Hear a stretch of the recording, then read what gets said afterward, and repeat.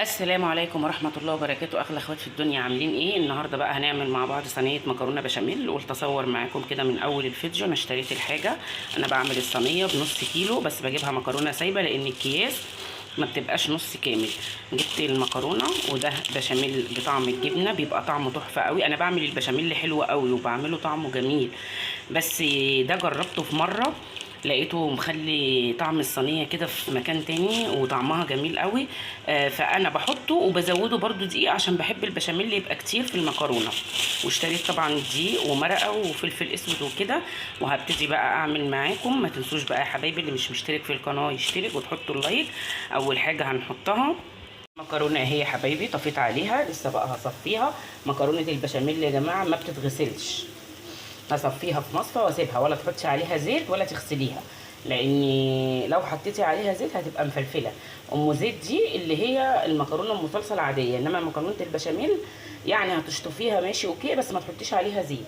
هنا البصله خلاص اتحمرت عندي اهي، بحط عليها فلفل اسود وكمون ومكعب مرق وطماطميه صغيره. لو كان عندك صلصه تبقى تحفه قوي، بس ما تكتريش يعني. بس انا ما عنديش الصراحه صلصه، فلقيت طماطميه صغنونه كده يتيمه لوحديها، قلت اما احطها. هحط بقى كده واقلب واسيب الطماطميه تنزل ميتها. انا موطيه بس النار لان البصل ده عشان ضرباه في الكبه فناعم قوي فبيتحرق بسرعه، فانا موطيه النار عليه. هعلي بس سنه كده واروح منزله اللحمه، وبحب احط للحمه نص كوبايه ميه. تمام. انا لو عندي بصل مش ضرباه في الفريزر، يعني مش عاملاه في كبه وحطاه في الفريزر، بحب يكون البصل ادخن من كده في اللحمه المفرومه علشان يكون باين ويكون طعمه احلى. لكن عشان ما عنديش، وهو انا كنت محضره كله يعني الكميه عملتها في الفريزر كده، فمش مشكله، ده شغال عادي مش هيجرى حاجه. لو عندك صلصه تحطي معلقه بتبقى تحفه. بس حبايبي هنزل باللحمه وهنزل عليها بنص كوبايه ميه عشان وقت الفيديو تستوي. انا بسوي اللحمه المفرومه بنص كوبايه ميه. وهنا المكرونه هصفيها زي ما قلت لكم ومش هغسلها، او مش هحط عليها زيت، تمام، عشان تبقى محتفظه بالنشا اللي تخلي قطعه المكرونه الحته بحتتها.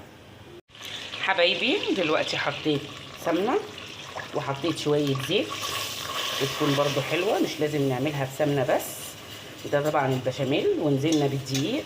ده البشاميل العادي اللي هو سمنه دقيق، وتقعدي تقلبيه شويه لحد ما ريحه الدقيق تطلع، بس خدي بالك ان ما يتحرقش منك. انا موطيه عليه النار. طبعا انا جايبه كيس بشاميل جاهز، بس انا بحس ان كميته بتبقى قليله، وانا من الناس اللي بحب المكرونه تبقى غرقانه بالبشاميل. فانا هعمل دقيق هقلبه، وبعد كده هنزل بكيس البشاميل الجاهز وهنزل باللبن. يبقى انا زودت عندي كميه البشاميل، وانا جايبه البشاميل الجاهز مش عشان خاطر انا ما بعرفش اعمل بشاميل، لا انا بعمله تحفه والله، بس جايباه بطعم الجبنه، فطعم الجبنه فيه جميل قوي اللي هو من ماجي.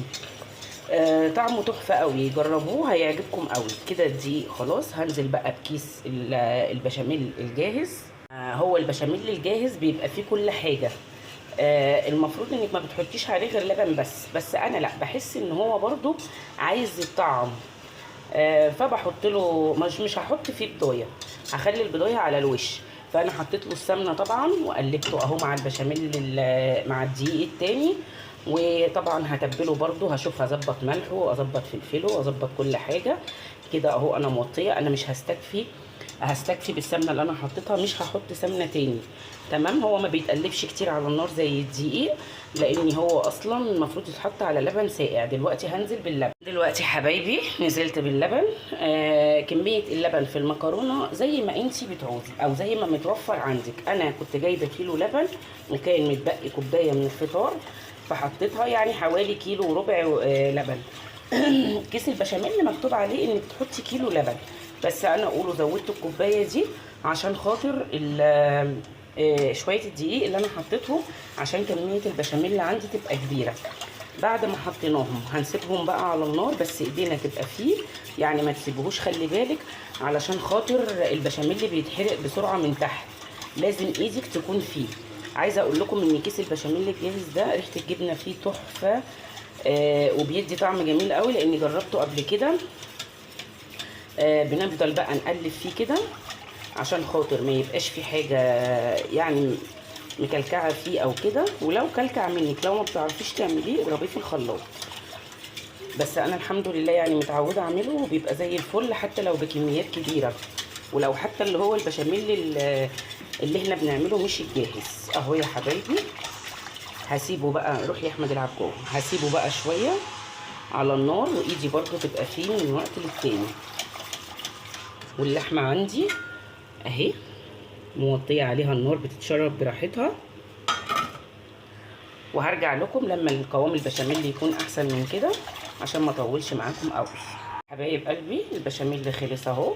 انا بعمله ولا تخين قوي ولا خفيف قوي، بخليه يعني ما يكونش خفيف عشان يبان في المكرونه، وما يكونش تقيل برضو عشان ما يبقاش ايه رخم كده. قوامه حلو قوي، ظبطته. بصوا حبايبي ما فيهوش اي حاجه، بصوا قوامه اهو. وسلقت طبعا المكرونه واللحمه خلاص موطيه عليها، هي استوت بس انا موطيه عليها على ما اخلص. دلوقتي بقى هحضر الصينيه. البشاميل الجاهز بيبقى متبل، بس تتبيلته مش بتبقى طعمها حلو قوي، يعني لازم انت تحطي شويه فلفل اسود، تحطي شويه كمون. انا دلوقتي هحط مكعب مرق لاني زودت اللبن شويه ميه. لو عندي شوربه يكون احسن، يعني يكون احسن انك تزودي البشاميل لبن وشوربه. فانا هحط مكعب مرق وهظبط الملح وهحط سنه فلفل وسنه كمون. بحب اتبله بيكون طعمه حلو، خليكم معايا. بصوا حبايبي نزلت نص المكرونه في الصينيه وغرقته كده بالبشاميل. بصوا البشاميل زي ما قلت لكم تحفه تحفه تحفه وكريمي وجميل. وعايزه اقول لكم ان في مطه كده، مش عارفه انتوا شايفينها ولا لا، تقريبا من الجبنه. بصوا بصوا في مطه كده حلوه اهو، طعمه جميل قوي. على فكره ما حطيتلهوش مكعب مرق لاني لقيته طعمه جميل، يا دوبك بس حطيت سنه فلفل وسنه ملح اهو. بصوا حبايبي جزء المكرونه اللي من تحت يكون اكتر من اللي من فوق، لان من فوق هندلق عليه البشاميل عشان الخلطه تطلع معاكم مظبوطه. هسويها واحط اللحمه وارجع لكم.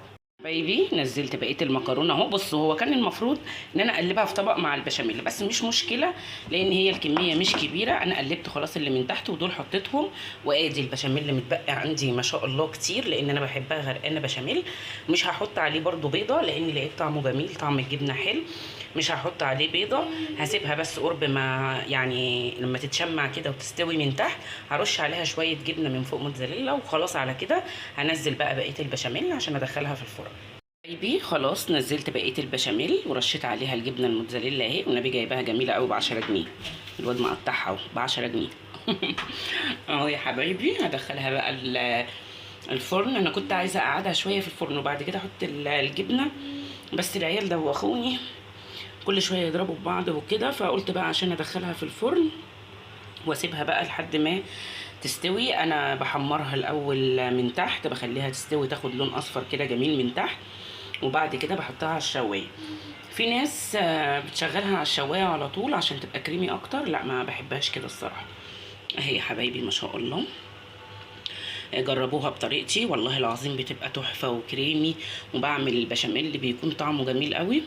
دلوقتي بقى هدخلها في الفرن. بصوا بقى انا غرفت منها وهي سخنه، بحبها بقى وهي سايحه ونايحه كده مش بالقطع.